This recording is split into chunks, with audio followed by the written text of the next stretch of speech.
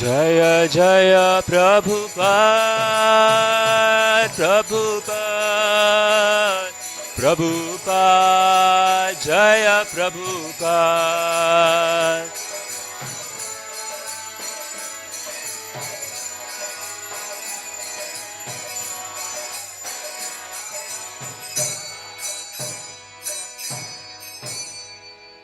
जय ओम विष्णुपाद परमहंस परिव्राजकाचार्य अष्टोत्तर शत श्री श्रीमद् अभय चरणारविंद भक्तिवेदांत स्वामी महाराज श्रील प्रभुपाद की जय। अनंत कोटि वैष्णव वृंद की जय। नामाचार्य श्रील हरिदास ठाकुर की जय। प्रेम से कहो जय श्री कृष्ण चैतन्य प्रभु नित्यानंद श्री अद्वैत गदाधर श्रीवास आदि गौर भक्त वृंद की जय। The Lordship Shri Shri Gaura Nitaya Ki Jai. Jai Shri Krishna Chaitanya Prabhu Nityananda Shri Advaita Gadadhara Shrivas Adi Gaura Bhakta Vrinda Ki Jai. Shri Jagannath Baldev Subhadramani Ki Jai. Shri Shri Radha Gopinath Ki Jai. All glories to the assembled devotees.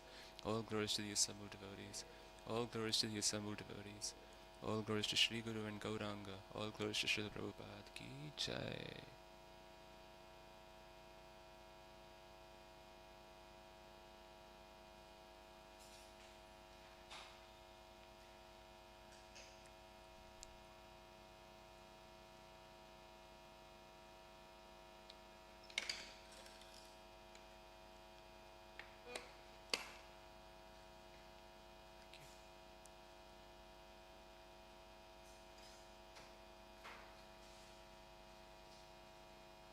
Okay.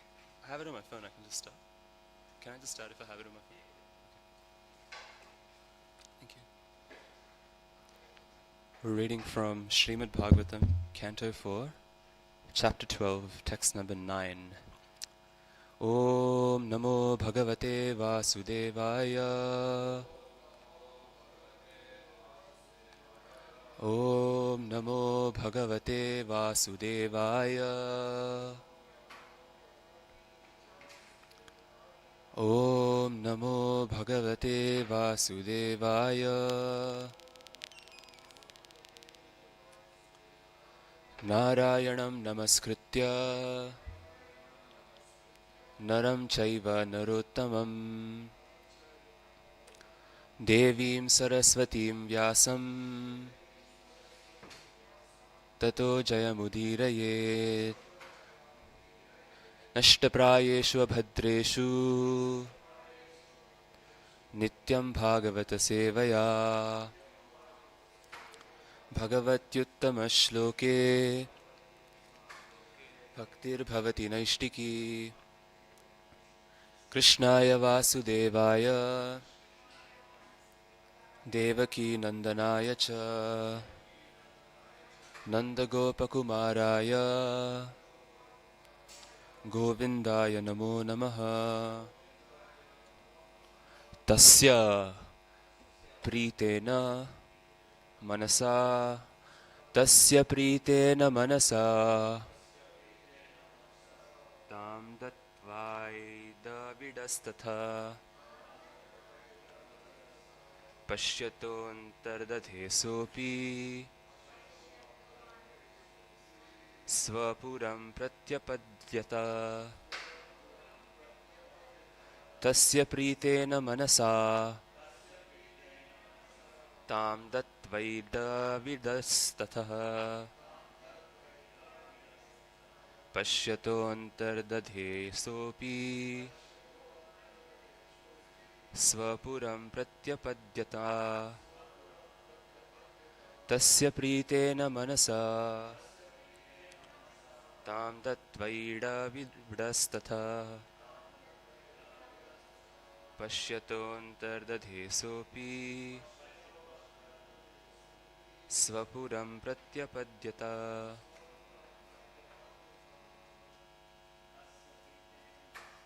Tasya Pritena Manasa Tam Dattvaida Vidastatha Pashyaton Sopi Svapuram Pratyapadyata Tasya Pritena Manasa Tam Dattvaida Vidastatha पश्यतोऽन्तर्दधेसोऽपि स्वपूरं प्रत्यपद्यत तस्य प्रीतेन मनसा तं तद्वैराविडस्ततः पश्यतोऽन्तर्दधेसोऽपि स्वपूरं प्रत्यपद्यत Mataji's. तस्य प्रीतेन मनसा तां दत्वैडाविडस्ततः पश्यतोऽन्तर्दधेसोऽपि स्वपूरं प्रत्यपद्यत Tasya with Dhruva Pritena being very pleased Manasa with such a mentality Tam that remembrance Dattva having given Aida Vidaha Kuvera the son of Ida Vida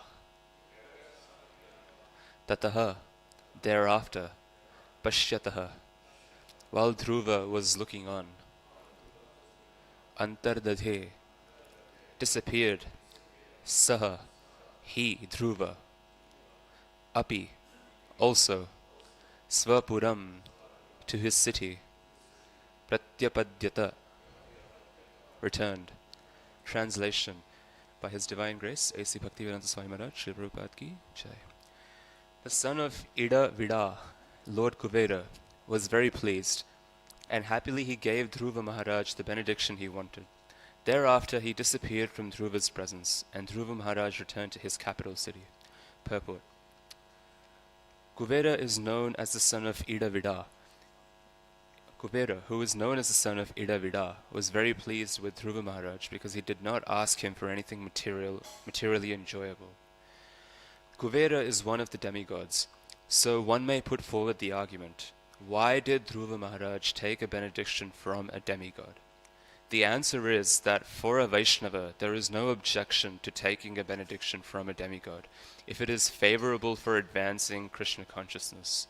The gopis, for example, worshipped Katyayani, a demigoddess, but the only benediction they wanted from the goddess was to have Krishna as their husband. A Vaishnava is not interested in asking any benedictions from the demigods, nor is he interested in asking benedictions from the Supreme Personality of Godhead. It is said in the Bhagavatam that liberation can be offered by the Supreme Person, but even if a pure devotee is offered liberation by the Supreme Lord, he refuses to accept it. Dhruva Maharaj did not ask Kuvera for transference to the spiritual world, which is called liberation. He simply asked that wherever he would remain, whether in the spiritual or material world, he would always remember the Supreme Personality of Godhead. A Vaishnava is always respectful to everyone, so when Kuvera offered him a benediction, he did not refuse it. But he wanted something which would be favorable to his advancement in Krishna consciousness. Om Ajnanatimirandhasya Jnananjana Shalakaya Chakshurunmilitam Yena Tasmai Shri Guruve Namaha Shri Chaitanya Manobhishtam Sthapitam Yena Bhutale Swayam Rupaha Kada Mahyam Dadati Swapadantikam Vandeham Shri Guru Shri Yuta Padakamalam Shri Gurun Vaishnavanscha Shri Rupam Sagrajatam Sahagana Raghunathanvitam Tam Sajivam Sadvaitam Savadhutam Parijana Sahitam Krishna Chaitanya Devam Shri Radha Krishna Padan Sahagana Lalita Shri Vishakhanvitanscha He Krishna Karuna Sindhu Dinabandhu Jagatpate Gopesha Gopika Kanta Radha Kanta Namostute Tapta Kanchana Gaurangi Radhe Vrindavaneshwari Vrishabhanu Sute Devi Pranamami Hari Priye Namo Mahavadanyaya Krishna Prema Pradayate Krishnaya Krishna Chaitanya Namne Gauratvishe Namaha Vancha Kalpa Tarubhyascha Kripa Sindhubhya Evacha Patitanam Pavanebhyo Vaishnavebhyo Namo Namaha Jaya Shri Krishna Chaitanya Prabhu Nityananda Shri Advaita Gadadhara Shri Vasadi Gaura Bhakta Vrinda Hare Krishna Krishna Krishna Hare Hare Hare Rama Rama Rama Hare Hare. Hare Krishna.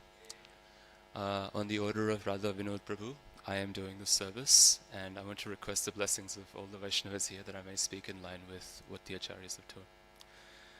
So, we are discussing the pastime of Dhruva Maharaj going back to Godhead.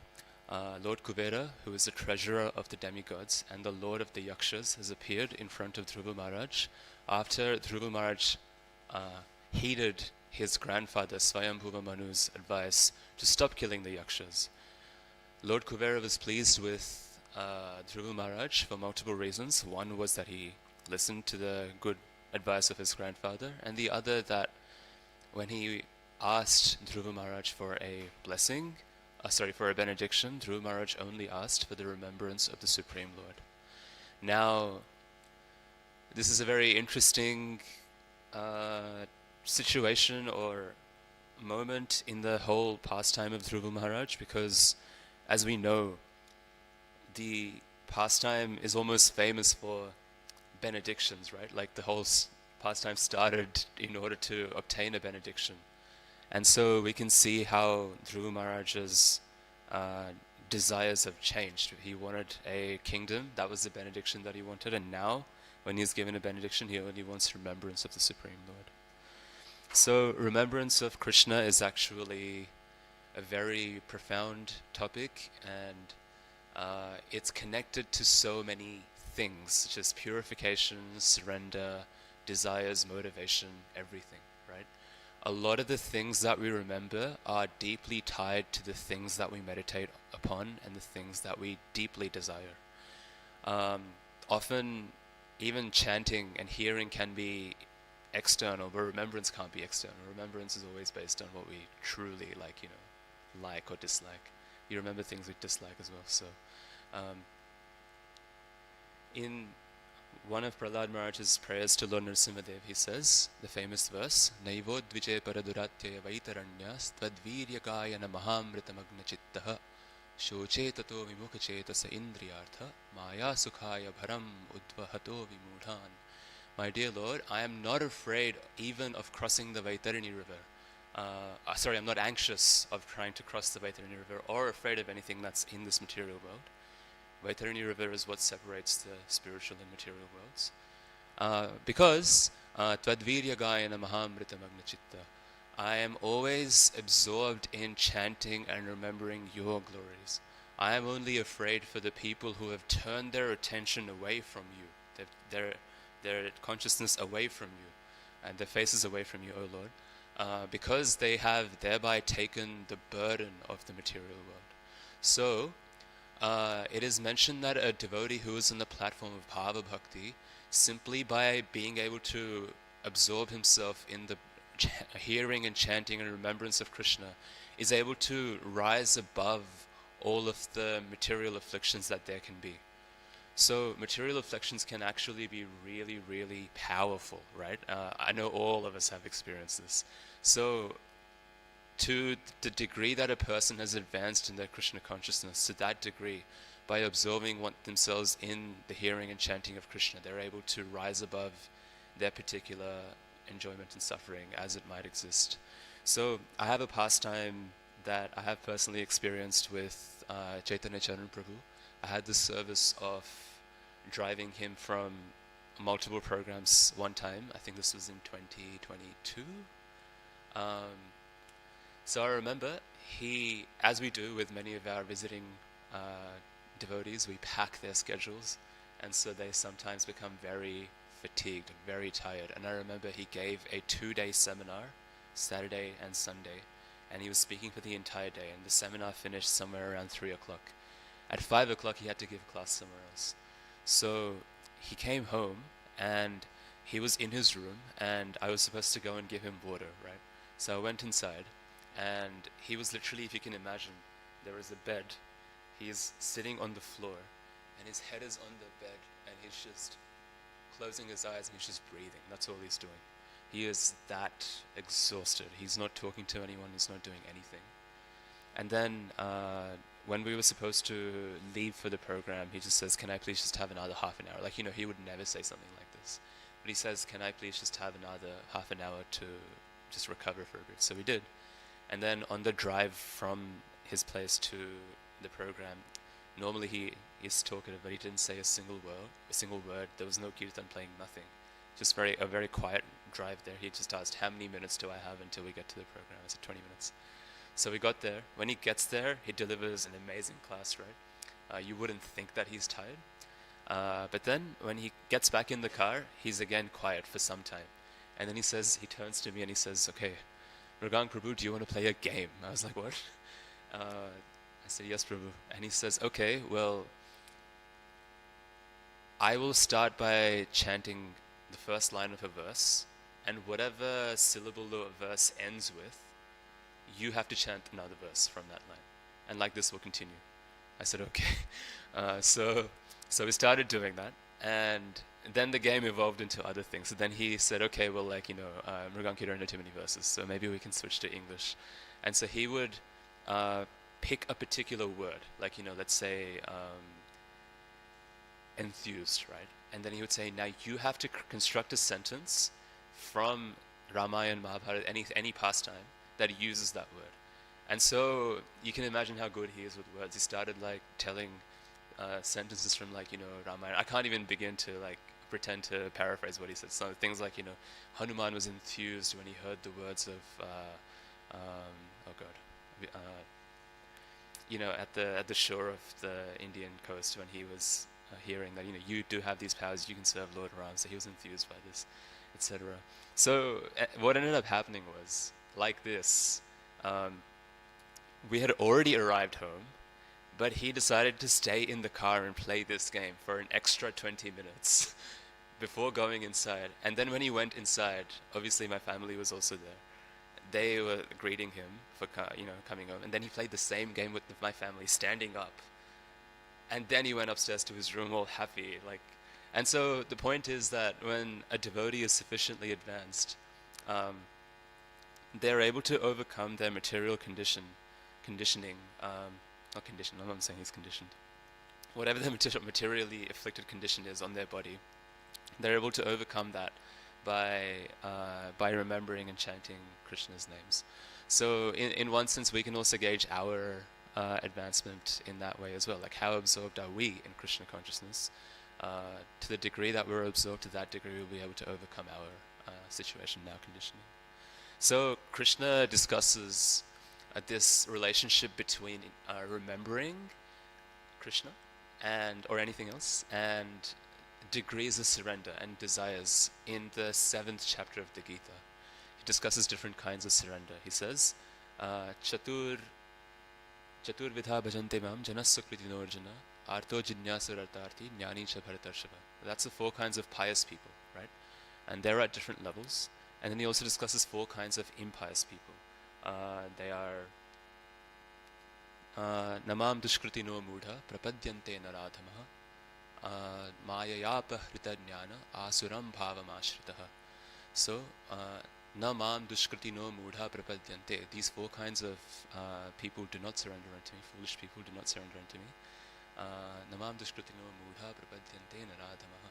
Mudha means Naradhama means lowest of mankind. Mudha means one who is just a fool. Naradhama, Maya aparhitanyana, one whose knowledge is stolen by illusion. And Asuram Bhavamashrita, one who has taken on the bhava of an asura, the bhava of what's the translation for bhava? The mood of a demon almost. So these are not just arbitrary categories. These represent very specific kinds of people. A Mudha is actually the most innocent of all of them, because this is someone who is described as being a person who has material desires and doesn't really have is more or less indifferent to the existence of the personality of Godhead. So he'll say things like, "Oh, I don't know if God exists or doesn't exist. So my real goal in life is to just enjoy myself materially." So you can think about how much remembrance this person has of Krishna and what he's actually remembering. He's just remembering how he wants to enjoy the material world. He doesn't really have much of it. He's indifferent. Then you have Naradhamaha. This is quite interesting. We say that what separates humans and animals is dharma and culture, right? So often you'll find people who are involved in Bharatnatyam, Kathak, classical singing. These are all elements of culture that are actually infused with Krishna Bhakti. If you look at all of these styles of arts, they always about Krishna's pastimes and so on. But if a person has grown up engaging with these, and it still doesn't lead that person to having faith in the personality of Godhead, then you can say that they are on the platform of being a human, but because they haven't risen above that, they're the lowest kind of human. So Nara Adhama, literally the lowest kind of human. So you can see that here, although they literally engage with Krishna's hearing and chanting about Krishna, they're not really like engaging with us. They're not remembering Krishna. Then you have the level lower than that, where you have Maya Yapahrita Jnana, the one whose jnana, knowledge, is stolen by Maya. So these people will actually use their knowledge to try and prove that Krishna doesn't exist, right? So here it's like a more perverse kind of atheism, because now their intelligence is corrupted. Before it was just their mind that was corrupted. Here their intelligence is also corrupted. And lastly you have Asuram Bhavam Ashrita. These people, it's not just that their intelligence in the way, their entire being is based on the conviction that Krishna must not exist.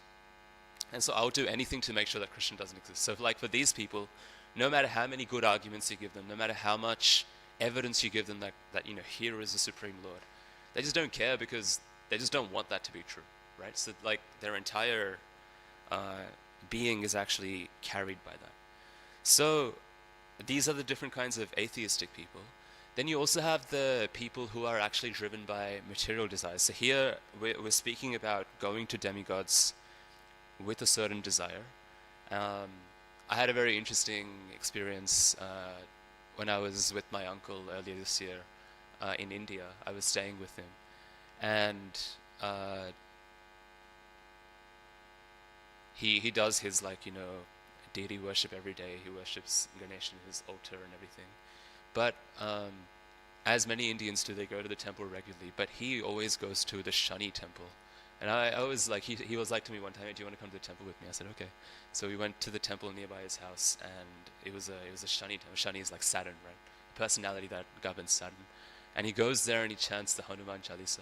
So I was wondering, okay, why is this happening? And then he started telling me more about his life story. He said that an astrologer told me that if you do this, then your material life will be okay. Otherwise, you'll always have issues with your work. You'll always be fighting with your manager, and then it's going to make your life harder. And so he's nearly going to be retired now. And so for him, as you can imagine, taking care of his family, being the sole earner in the house, ensuring that he doesn't lose his job so that he can take care of his family is really important. It's actually a really significant burden to have. And so for him, being driven by that almost fear or desire to not be bereft of that, he engages in this kind of worship. So Krishna talks about that in the Bhagavad Gita also, chapter 7. He says, Kamaistaistair hritatjnana prapadyante anyadevata.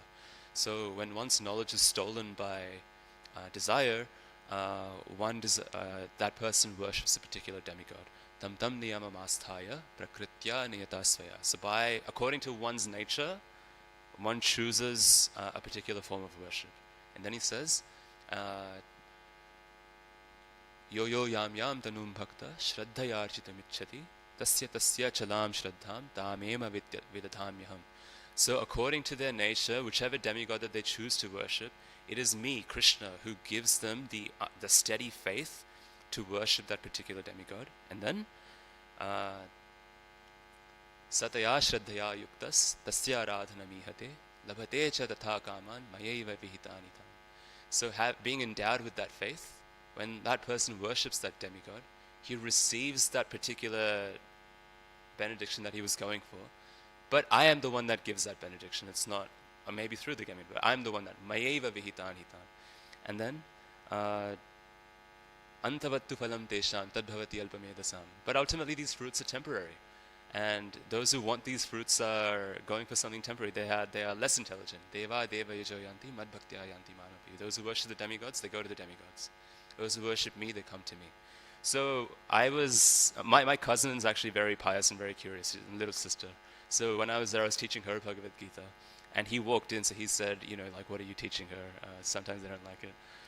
And not that he didn't like it in that moment, but so I told him, as part of this conversation, I told him about this flow. I said that, Krishna actually recommends that you worship demigods, because their idea is, no, everything's fine. So I told him, no, Krishna actually very clearly says that if you do this. And I pointed him to the verse, because they have Prabhupada's Gita.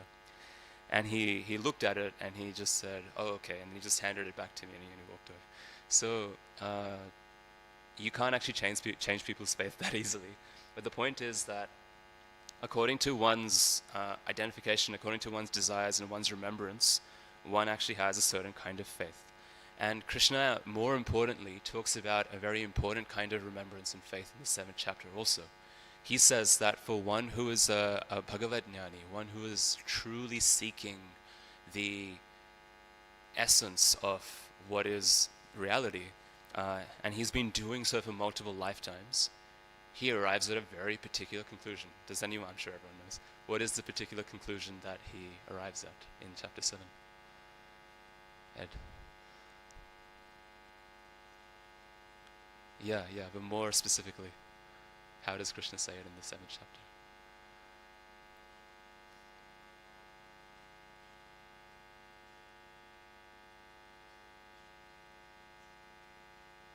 Yeah, but this is about someone who's seeking Krishna. So what is the realization that this person has? Well, I know he knows.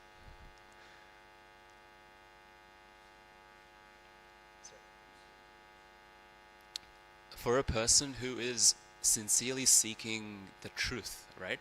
The Bhagavad Jnani, who is seeking what is the actual essence of all reality? What is the truth of all reality? He's not just there, there's 4 kinds of pious people. There's one who comes to Krishna for material gain, one who is in distress, one who is inquisitive, and one who is looking for the truth. That 4th person who's looking for the truth is the highest. He, after many lifetimes of gathering knowledge, has a particular realization. What is that realization? Yeah. Vasudeva Sarvamiti Samahatma Sudurlabha. That I've been trying to obtain happiness by enjoying this or that, and I've been trying to obtain all of these things, but the essence of everything is Krishna. So why should I try to enjoy something that is an infinitesimal representation of Krishna when I can just go to the real thing? Krishna is the ultimate basis of everything. So for this person, everywhere that he looks, he sees Krishna. He sees Krishna's energy. He sees Krishna's hand. So that is the ultimate realization. And what he does with that realization is that he surrenders unto Krishna. So this is a very advanced stage, because we don't actually always have that vision. And so in order to facilitate this kind of vision, Krishna has given different ways in which we can view him in the material world. After Krishna speaks the Chaturshloki Gita in the 10th chapter, Arjuna asks him about the vibhutis, right? Please tell us about your vibhutis. And there's 2 reasons given as to why he asks about those vibhutis. One is that, so we can prove that this is actually Krishna. Krishna is the Supreme Personality of Godhead, sorry, that's what I mean. And the other is that for most of us, we don't get to see Krishna personally the way that he is seen in Goloka Vrindavan, where his eyes are always moving, his smile is very beautiful, his words are we don't get to experience that.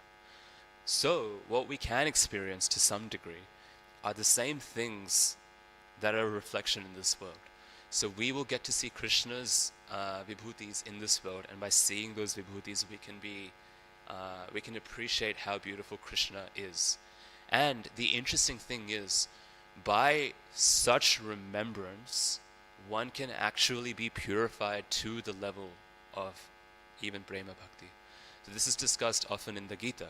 Krishna talks about this, starting, for example, in chapter 4, text number 9. He says, Janma karma cha me divyam evam yo vetti tatvatah tyaktva deham punarjanma naiti mameti suvarjana. So one who knows that my birth and activities are transcendental does not return to this world. So what does it mean for Krishna's activities to be transcendental? Like, don't we just know theoretically that they're transcendental? It means to say that we practically understand the spiritual essence of the activities, that they're actually alive. They're not just stories that are given in the Bhagavatam. And the result of hearing these stories over and over again and being enlivened by them, being purified by them, is given in the next verse. Vita raga bhaya krodha manmaya mam upashrita bahavo jnana tapasa puta madbhavamagata. So one is delivered from raga bhaya krodha. What is it? Raga means attachment, bhaya means fear, and krodha means anger. These are very deep tendencies within one who is conditioned, and one can be delivered by them, as many have been purified in the past, puta madbhavamagata, by meditating on my janma and karma, by meditating on my birth and activities. And this is further expanded in the Bhagavatam as well. You have the phrase apavarga vartmani, right? Satam prasangan mamavirya samvido. When one hears about me in the presence of my devotees, bhavanti hrit karna rasayana katha. There is a festival of the heart and of the ear. Tajjo shanadashva apavarga vatmani shraddha ratir bhakti anukramishati. So this shraddha ratir bhakti, these are all advanced stages of devotional service. Some of our acharyas, they map them to literally being ruchi, asakti, bhava, and prema, right? These happen by hearing about Krishna, and you can't have remembrance if you don't have hearing. But by hearing and by remembering, one can actually achieve these higher stages of devotional service, higher stages of devotional service and advancement, even by remembering Krishna in the things of this world. So literally we're talking about all of the different types that Krishna talks about himself via his vibhutis. Can anyone tell me some examples of the vibhutis that Krishna has mentioned, either in chapter 10 or outside of chapter 10? Does anyone have any examples? I'm sure we do. Yes? Sorry? Right. He's all pervading, but like a specific example that he has given, because he's given so many. Like, for example, I am the taste of water. So let's have some more. Yes? Sorry, I couldn't hear clearly. Okay, so of immovable objects, he's the Himalayas. So therefore, when we look at the Himalayas, we can say, what is it that's so amazing and beautiful about the Himalayas? It is the fact that they are massive and immovable, difficult to surmount. So this quality comes from Krishna. It's an infinitesimal representation of Krishna, but still in its vastness, it's a quality of Krishna. We can see Krishna's. So another one, Sorry. Yes, Pandavanam Dhananjaya. So he's the best among the Pandavas. So again, when we look at, every time we see Arjuna amongst the Pandavas, we can think this is actually how Krishna is amongst any group. Another one. Okay, I want to hear from here, just because I haven't heard many from here. He's the taste of water, exactly. So actually, here's what's interesting. Often it is described that the taste of water, the reason why Krishna is the taste of water is because the taste of water is very unique, and that's true. But what Krishna is saying in that particular I am the taste of water is very specific. He's saying that if you look at the way in which the elements are created, the sense of taste appears before the object appears, right? So he is literally, the taste appears before the object appears. So he's the essence of the thing that you're talking about. Krishna is the essence of everything. So that's what it means to say that I am the taste of water, and I am the rasoham apsukavanteya prabhasmi shashi suryayo pranavah sarva vedeshu shabda ke paurusham shu. I am the vessel through which sound is transferred, right? Like that is again the same thing. I am the essence of the thing. Without me, without the essence, you can't even have the thing. Sorry, we have some time, so can we have at least 2 or 3 more? There's so many beautiful meditations.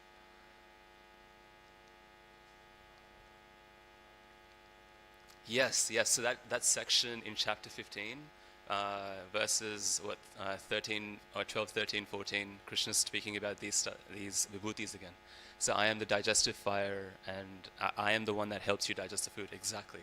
He is the potency, because if Krishna does not provide the potency, nothing happens. We spoke about this a few weeks ago. Yata eta chidatmakam, Gajendra is saying. So Krishna is giving that potency to everything. Yes. Sorry. Among the men, I'm the king. Okay. I don't know the shloka for that one, but I'll trust you that you're quoting. Among the men, I'm the king. Okay, so that one's kind of straightforward.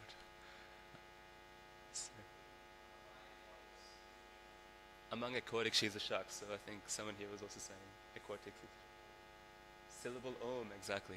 So yes, amongst aquatics, he's the shark because shark is known as the most ferocious and the most powerful being. Sorry, there's too many that happened at once. The syllable om, because the syllable om is chanted before every Vedic mantra. Om is a representation of Krishna. Krishna is the syllable om. But om is like a more impersonal representation. Hare Krishna is the personal representation. It's got everything in it. Sorry, there was one that I missed. Bhava Prabhu, I think you said. I am the ability in man. How beautiful is it? That if you look at, literally, you can go and watch a cricket game, and that can be a transcendental activity if you are thinking that when, I'm not going to name, we don't want to hear and chant about cricketers, right? So we're not going to name cricketers, but when you see even an actor, if you're watching a great actor acting, you see this ability that this person has to capture people's like attention, hearts, to tell a story, an author's ability to write an amazing book. Even like if there's a boxer or a fighter, their ability to fight and win, this ferociousness that comes from Krishna. This ability comes from Krishna, but it's a ekam shena sthito jagat, like an infinitesimal representation. So how great is Krishna? Okay, now everyone, yes.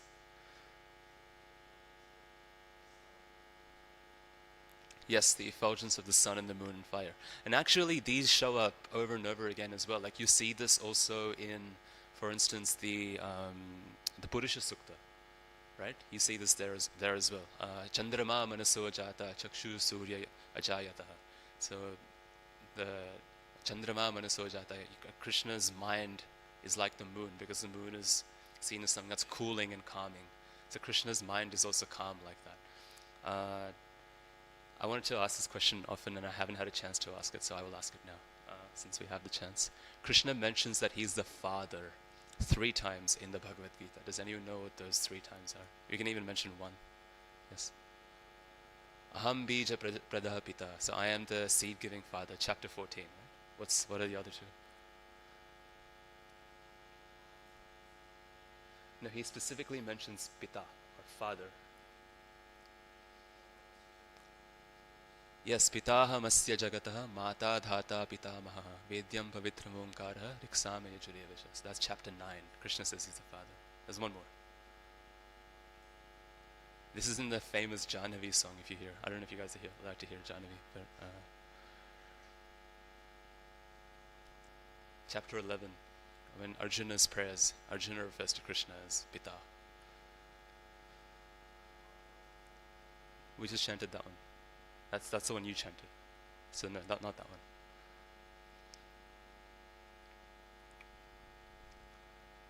Pitasi lokasya characharasya tvamasya pujascha gurun gariyan natat samascha bhyathika kutonyo lokatrayeti apratima prabhava.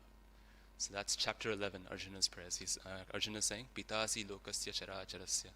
You are the father of all of the worlds and of the moving and the non-moving. So Krishna is mentioned as the father 3 times. It's important that Krishna is mentioned as the father, because we think that we know our experience of fathers is just literally our father, right? But actually our father is a representation of the real father, who is Krishna. So our father is actually the Vibhuti, and Krishna is the actual father.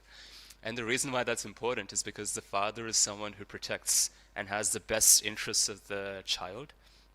The father's role is to both give the child what the child wants to experience, but also to not let them degrade themselves, and sometimes to give them the consequences of what they're going for. So actually, because Krishna is the father, we can rest assured that, okay, we tried to connect a new person to Krishna consciousness, but somehow they went away. Ultimately, Krishna is the father. Krishna is going to take care of this person and bring them back as they need it, as they need to be. We don't have to separately go out of our way. So we are nearly at 8:50. So I wanted to end with a particular passage that I read in Abhishek Prabhu's notes. So full disclosure, this is from Abhishek Prabhu's notes. I just found it very beautiful. This is on Vasudeva Sarvamiti.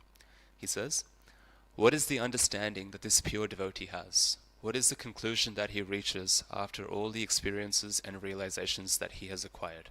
Vasudeva Sarvamiti. The soul understands that there is nothing apart from Vasudeva in existence. In the freshness of the morning air, he sees Krishna's freshness. In the tenderness of the rose, he appreciates Krishna's tenderness. In the comfort of his bed, he sees Krishna's comfort. In the beauty of a partner, in the sweetness of a child, he sees a fragmental manifestation of Krishna's beauty and sweetness. Whatever he sees and whatever he experiences, he understands to be a reflection of Krishna's qualities." Okay, so we'll end here. Grantaraj Srimad Bhagavatam ki jai. Jagadguru Srila Prabhupada ki jai. Is there any questions? Yes, Prabhu.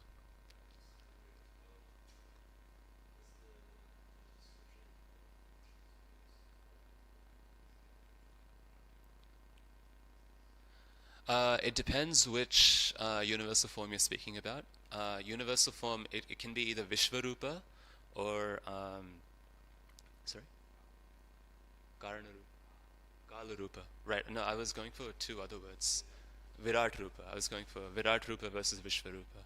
So one of them is imaginary, the other one is an actual form, right? So the Kala Rupa, as Prabhu was saying, the one that's displayed in chapter 11, that's actually Krishna's form. It's considered a lower form because it's kind of like like how Krishna deals with the material world. It's like the universal form of Garbhodakshaya Vishnu. But the universal form that's imaginary, where we say the mountains are the bones and this and that, that's not an actual form. That's just us projecting. For those of us who are not able to get past the, like people who say nature is God, like those who are not able to get past the nature is God stage, there's a particular word for it.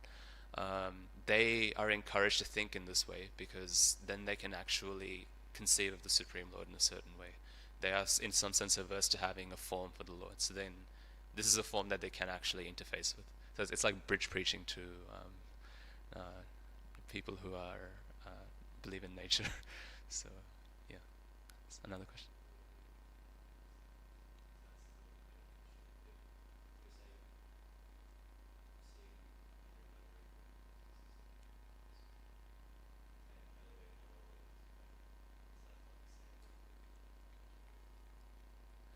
It my understanding may not be exactly accurate here, but I think when we say that that is the universal form, uh, there's a difference in realization in terms of what's the highest. So when we say we're looking at vibhutis, what we're saying is that is the original form, Yam Shama Sundaram. That is the highest. That's what we're aspiring to. But that Shama Sundar is present in this world in this way. That is, I think, pure bhakti. But to say that the mountains are literally Krishna, the mountains are a representation of Krishna, but that is like the extent to which we go to, I don't think that's necessarily beneficial for achieving the highest state. There is a distinction in how we view the same thing, if that makes sense. Is that correct? Yeah, that's correct. More questions? Yes, Prabhu.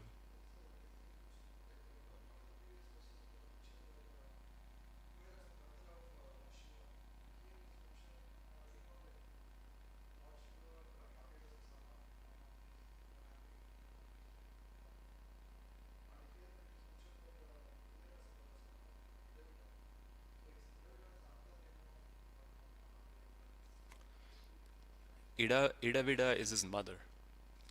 So I don't know about the connection with Lord Shiva, but Idavida is the first wife of Vishrava, who is and Idavida is also the daughter of the Rishi Bharadvaj, and Bharadvaja is the son of Brihaspati, and I'm not exactly sure how Brihaspati, like who he is the son of and everything. So I'm not sure exactly how. Who's? Right, right, okay. So I don't know exactly what the connection between Lord Brahma and Kuvera is. Sorry, Lord Shiva and Kuvera is, but Kuvera is the son of Vishrava and Iravida, and so then he would be the grandson of Bharadvaja Muni. Bharadvaja is also the father of Dronacharya, but I don't know if that's the same Bharadvaja because I think there's multiple.